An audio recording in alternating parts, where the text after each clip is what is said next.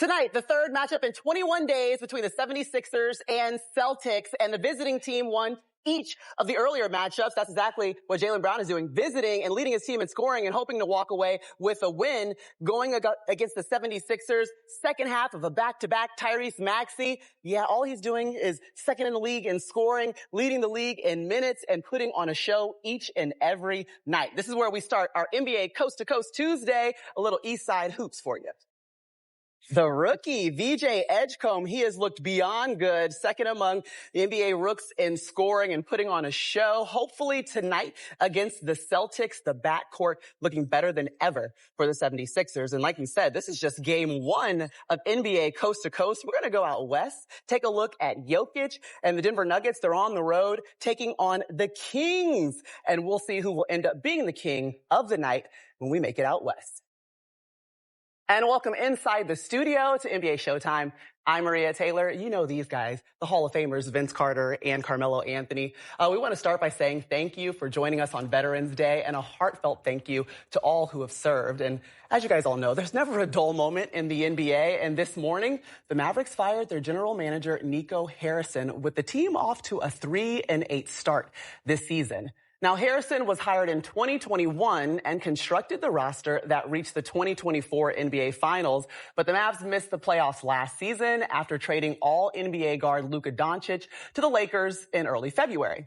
Now, in an open letter to Mavericks fans, Dallas owner Patrick Dumont said, on May 30th, 2024, the Mavericks won the Western Conference Championship. We came up short in the NBA Finals, but we all agreed our future was bright. As fans of this franchise, you have every right to demand a commitment to success from us. No one associated with the Mavericks organization is happy with the start of what we all believed would be a promising season. You have high expectations for the Mavericks, and I share them. When the results don't meet expectations, it's my responsibility to act. I've made the decision to part ways with GM Nico Harrison. This decision was critical to moving our franchise forward in a positive direction. I understand the profound impact these difficult last several months have had. Our goal is to return winning basketball to Dallas and win championships. Let's bring in our NBA front office insider, Grant Liffman, who spent the last 3 seasons as an executive with the Hawks. And Grant, let's move this story forward. What are you hearing will happen next in Dallas? Yeah, Maria, never a dull day in the NBA. It was a major development that happened today with the firing of Nico Harrison in Dallas, and the situation had become untenable, and they felt like they had to make a change. However, that does not mean that there's going to be some massive overhaul now in Dallas. League executives that I have spoken to truly expect this team to kind of stand pat for a little bit, maybe even add on the margins, but it's going to be more add than subtract. For them, they still feel like they have a talent there. They do not feel like they have to do some giant fire sale like some are asking for, where they have to tank and try to get a top prospect to pair with Cooper Flag in the end. They want to see AD get healthy. They want to see him get back. They want to see Kyrie, hopefully in a couple months, also get back and solidify that backcourt. They gave an extension to head coach Jason Kidd not too long ago. They want to compete. They're not just trying to start over. They can take this whole season to evaluate the roster and then look for a permanent GM, really take their time on the process, whether it be internal or external for the candidates.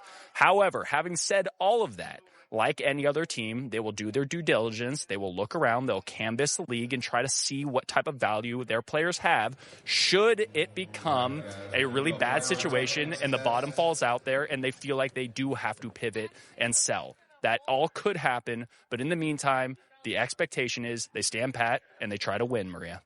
And that's Grant Liffman with the latest. Thanks, Grant. Thank you.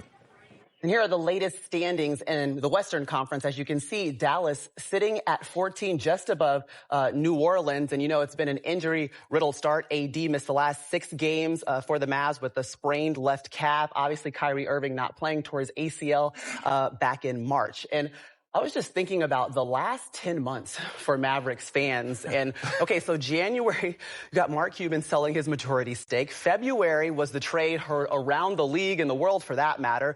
But the Mavs ended up avoiding committing the $346 million in a 5-year supermax. Then you missed the playoffs. Then you come back to June. You draft the #1 overall pick in Cooper Flag. Flash forward to now, the 3-8 start and the firing of Nico Harrison. So that's how we got here. Right. What do we make of the firing? And was it warranted, Melo? This firing signals a reset in Dallas. No, I understand what they're saying out there, but this signals a reset. I think this was an opportunity to give the fans an answer. I don't think the ownership was aligned with where the direction of this organization was going and this team was going.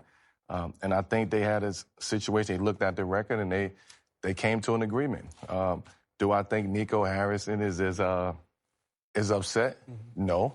I think this takes a weight off his shoulders. I think he gets a chance to go be with his family. He gets a chance to just live life because it was stressful. Could you imagine coming to work every single day and the fans and the people that you're trying to impress is saying fire you? Mm-hmm. So I think it was best for both parties to walk away, although it was a firing. Mm-hmm. I mean, it's tough. I think of it as a player. You look at it and the distraction, like you said, the noise is loud. Like you were talking and you hear Cooper flag at the free throw line and you hear fire Nico, sure, more so than the fans being quiet, allowing their player to shoot and knock down shots. It's just, where do you go from here? I think the most important thing is getting your other superstars healthy. 3 and 8, when you're missing that much scoring, mm-hmm, that record's going to look like that. I think when you have guys like Anthony Davis, who is dynamic, and of course Kyrie. Sometimes you just have to make the move now. Your patience kind of goes out the window, and mm-hmm, you just heal and move on from here. But does it? You said this too. Does it do anything for the team right now? No. I don't know. Mm-hmm. You just get that noise out of the building, so guys can just focus. Where would you like to see the Mavs go from here? I want to see them get healthy. Mm-hmm. I want to see Kyrie get back healthy. I want to see AD healthy. I want to see that squad with the pieces that they have around them, with drafting Cooper Flag, adding him to the team, and the other pieces that they have. Clay will come around. I'm not concerned about Clay. Clay get himself going. But I just want to see them compete at the high level, and the only way they can do that is if they're healthy. I don't think this has to do with the front office. It's what they do out there on the basketball court. But this is an opportunity for all GMs around the league to pay attention to the moves that you make, being bold or whatever you want to, however way you want to look at it. You just got to be careful because the moves that you make are just as important than what's happening on the basketball court. Yeah, all we know for sure is right now Nico Harrison is going to be replaced by assistant GMs Michael Finley and Matt Riccardi. They're going to serve as co-interim GMs. Yeah, all right. Finn. Shout out to Finn. Yeah, former Mav. Okay. Don't put that out there. I actually kind of would like to see it. No. You know what we would all like to see? The All-Star Game get back to its glory days. And VC, you were there when it was happening. Could you get to the whiteboard and tell us what it was like? What it meant? Wait to see this. Yeah, right. All-Star Weekend, good feels, nostalgia, everybody enjoying the moment, superstars doing their thing, having their moment. We get to see the celebrities. You see MJ shooting fadeaways. We see all that. We would see Steph Curry shooting threes. We would see Craig Hodges shooting threes. Larry Bird holding that finger up, saying, "I'm the one." But ladies and gentlemen, nope. He took it. Do you want me to hold it for you? No. We'll leave it there. That's not what it's about. Talk your stuff. It's about the athlete and the rim. And what does that bring?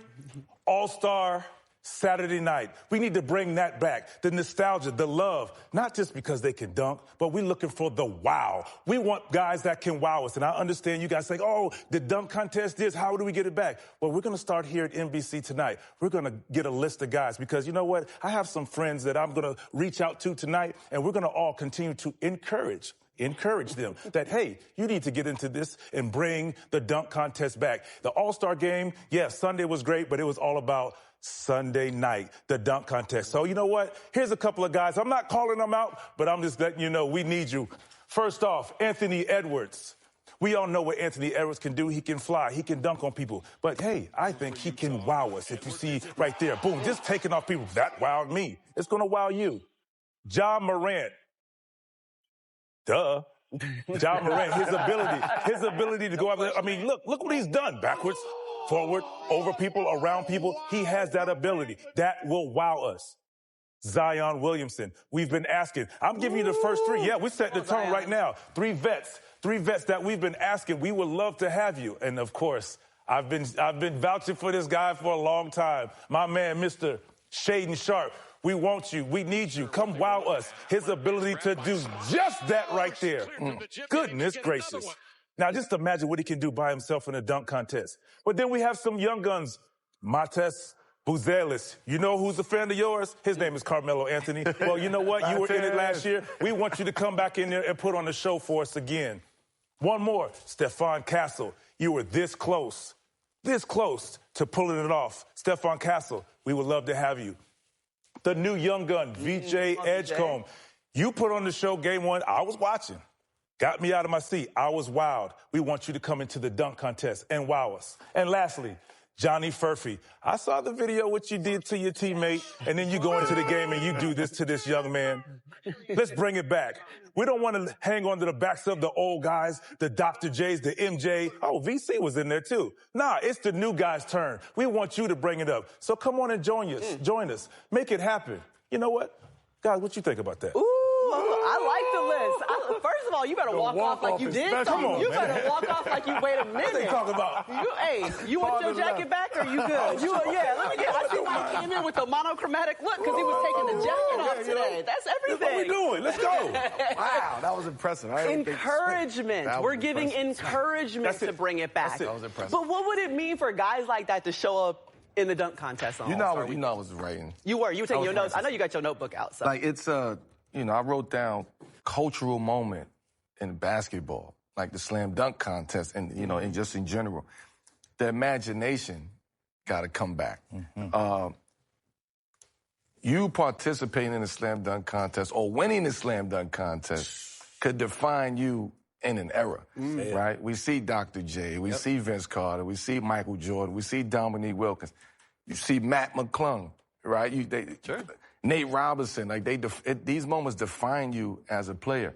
And I also wrote down, it gives you an opportunity to be seen by the fans and connect with the fans all over the world. Like this is the moment. Yeah. This is the moment. So Vince was mentioning after his slam dunk contest, winning that, how he felt on the plane the next day or traveling, going back. How did it change things for you, VC? It changed everything. Yes, I was trying to do my thing out there in Toronto, and everybody didn't know. Toronto was still getting on the map. Yeah.